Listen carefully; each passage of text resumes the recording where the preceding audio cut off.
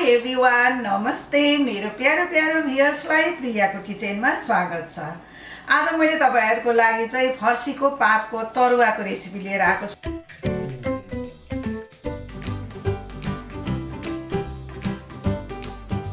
एकदम खाना एकदम मजा आउँछ, मिठो हुन्छ।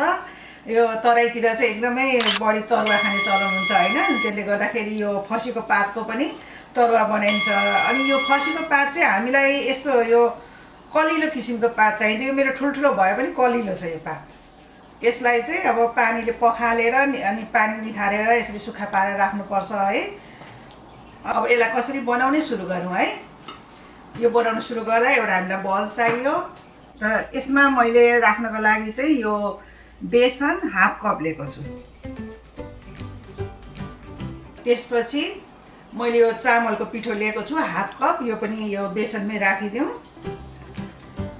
हुन त यो हामीले यो चामलको पिठोमा मात्रै पनि बनाउन सक्छौँ, बेसनमा मात्रै पनि बनाउन सक्छौँ है। अझ मेरो आमाले त यो तरुवा बनाउँदाखेरि चामललाई भिजाएर अनि त्यसलाई पिसेर बनाउनुहुन्थ्यो। एकदम मिठो हुन्थ्यो त्यस्तो पनि। अब अहिलेको जमानामा मान्छेहरू सक्दो सजिलो खोज्छन् हैन, त्यसले गर्दाखेरि मैले चाहिँ पिठो नै लिएको छु। अब यो चामलको पिठो बेसन राखिसकेपछि यसमा चाहिँ हामीले अब नुन मसलाहरू राख्नुपर्ने हुन्छ र म यसमा बेसार राख्छु। पहिला सुरु यो आधा चम्चा, सानो चम्चाले आधा चम्चा बेसार राखिदिउँ। अनि यो खोर्सानीको पाउडर यो 1 चम्चा राखिदिउँ। त्यसपछि यो जिरा धनिया मिक्स गरेको मेरो यो मसला छ है, यो 2 चम्चा राखिदिउँ। यो सबै सानो चम्चाले राखिरहेको छु मैले। यो 2 चम्चा राखिदिउँ। अनि त्यसपछि नुन राखौँ, आफ्नो स्वाद अनुसारले नुन राख्नु होला।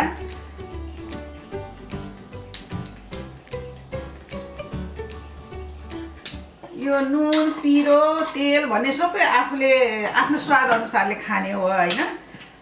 अब यसमा मैले फेरि लिएको छु यो सुकेको खोर्सानी, यो कुटेको 1 चम्चा, सानो चम्चाले 1 चम्चा लिएको छु। हरियो खोर्सानीलाई मैले कुटेर राखेको छु, यो पनि 1 चम्चा लिएको छु। अनि लसुन पनि मैले 1 चम्चा लिएको छु, अदुवा पनि 1 चम्चा लिएको छु। यो सबै यसमा राखिदिउँ। लसुनको पेस्ट पनि राखिदिउँ, यो अदुवाको पेस्ट पनि राखिदिउँ। अब यो सबै कुरालाई हामीले मिक्स गरिदिउँ। यो तराईतिर चाहिँ एकदमै यो तरुवा खाने चलन छ, एकदमै मन पराउँछन् मान्छेहरूले तराईमा। ल अब यसमा पानी राखौँ। एकैचोटि धेरै पानी राख्नु हुँदैन।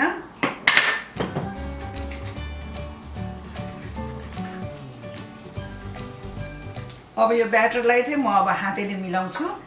यो ब्याटरलाई चाहिँ एकदमै राम्रोसँग मिक्स गरौँ। अब अलिकति पानी राखौँ। यो धेरै पातलो पनि बनाउनु हुँदैन, पातलाई चाहिँ समाउने खालको बनाउनु पर्छ हामीले।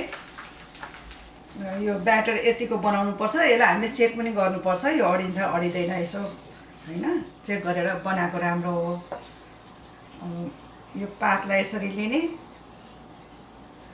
यसको पछाडि सबैभन्दा माथिको चाहिँ पहिला पछाडि लगाउँ। यसमा तपाईहरुले अब 3 वटा पात राखेर या 2टै मात्रै पात राखेर पनि बनाउन सक्नुहुन्छ।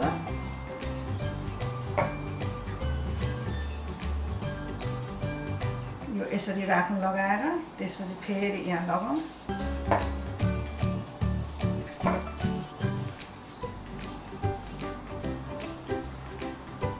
यसलाई यसरी खप्ट्याइदिउँ यो पातलाई। त्यसपछि यता पनि लगाउँ।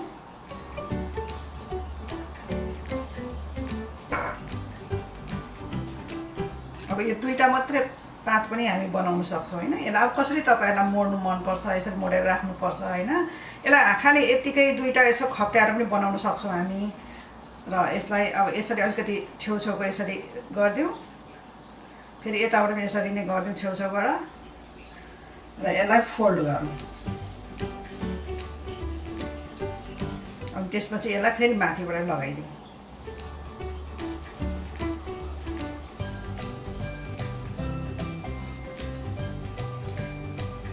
यदि तपाईहरुलाई यसमा यसो टुथपिक लगाएर राख्नु मन पर्छ भने पनि राखे हुन्छ। यो टुथपिक लगायो भने चाहिँ यो फाट खुल्दैन, यसरी गर्नुभयो पनि हुन्छ। यसरी नत्र त्यतिकै पनि पकाउँदा हुन्छ। मैले तपाईहरुलाई खाली एउटा सजिलो उपाय मात्र देखाइदिएको हो। ल अब यसलाई यता राखौँ। हामीले चाहिँ 3 वटा पात राखेर पनि 3 पत्रको बनाउन सक्छौं। अब यस्तै गरेर सबै लगाउँदै जानुपर्छ। ल फर्सी कस्तो हाम्रो लागि कति राम्रो जाति तरकारी रहेछ हेर्नुस् त। हामीले अब यसको मुन्टा पनि खान्छौं, पात पनि खान्छौं, यसको फूल पनि खान्छौं, भर्खरको कलिलो फर्सीको तरकारी पनि खान्छौं, पाकेको फर्सीको पनि तरकारी खान्छौं। कति गुणहरु छ हामीलाई है यो फर्सीमा। यो फेरि खानु हेल्थको लागि राम्रो पनि हो एकदम। ल अब यसरी लगाऊ। फेरि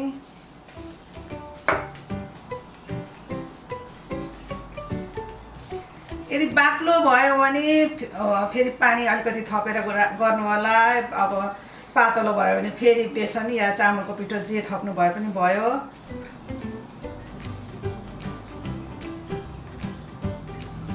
अब यसलाई फेरि फोल्ड गरिदिउँ। यसरी फोल्ड गरिदिउँ, यताबाट पनि गरिदिउँ, यसरी फोल्ड गरिदिउँ, फेरि माथिबाट लगाइदिउँ।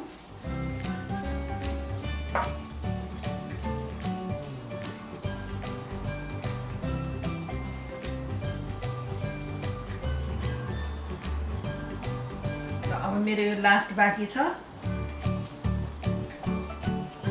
यसलाई अर्को पनि पात ल्याउँ। यो चाहिँ म 3 वटा पातको बनाउँदै, धेरै चाहिँ मैले 3 वटा पातको बनाउँदैछु। 3 वटा पात अलिक मोटो भए चाहिँ अझै मिठो हुन्छ।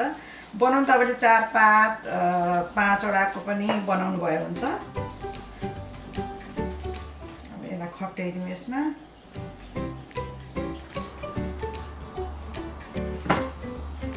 अब यो लास्ट बाँकी रह्यो। अब यसलाई पनि राखिदिउँ।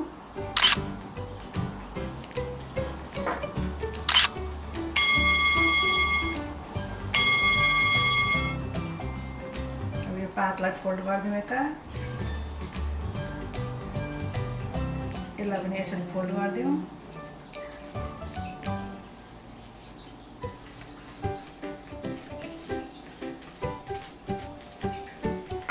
त्यसपछि फेरि यसलाई फोल्ड गरौँ।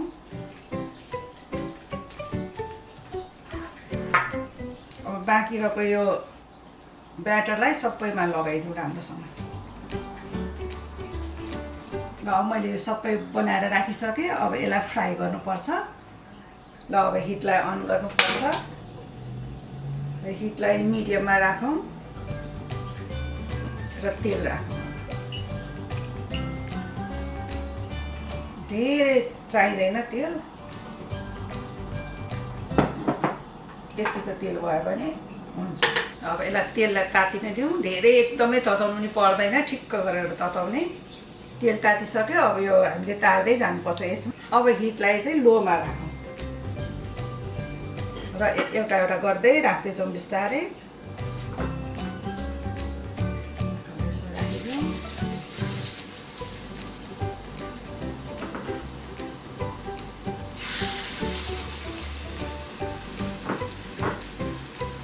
एकदम यो माछा तारेर खाएको जस्तै हुन्छ यो खाँदाखेरि। हेर्दा पनि त्यस्तै देखिन्छ, एकदम मिठो हुन्छ यो। अब धेरै नराखौँ एकैचोटि। अब यति फ्राई गरौँ पहिला।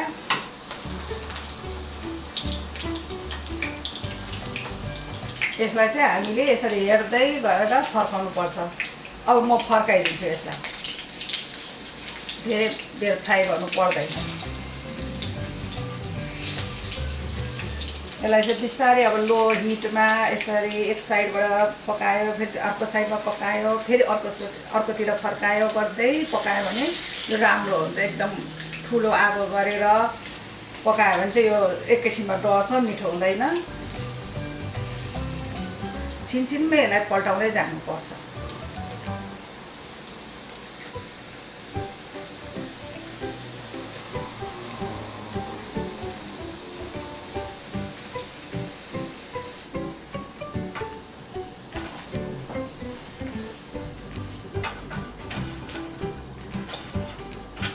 कस्तो छिटो पाक्यो फेरि खाँदा पनि एकदमै मिठो हुन्छ यो। ल अब म तरुवालाई सर्भ गर्छु है। ल मैले तरुवा तयार गरेर राखिसकेँ है। हेर्नुहोस् त कस्तो राम्रो भएको छ एकदमै।